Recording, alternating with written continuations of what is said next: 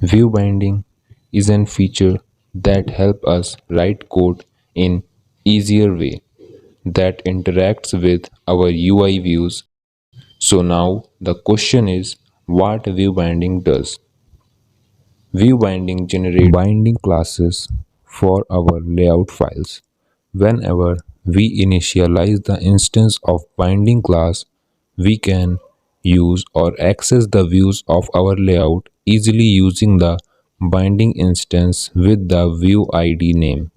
For example, if we have a text view in our layout with ID name, so whenever we initialize binding instance of that layout, we can access text view with syntax binding.name as you can see on the screen. So the next question is why to use view binding.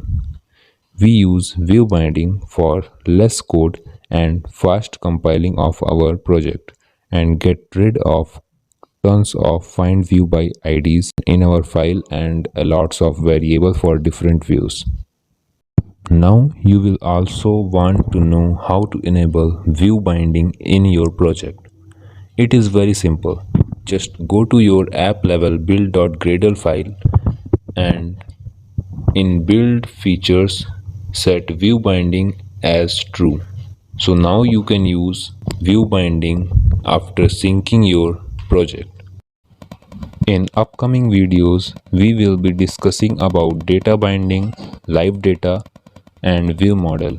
So stay connected and have a subscribe or follow. Visit our profile for more such content.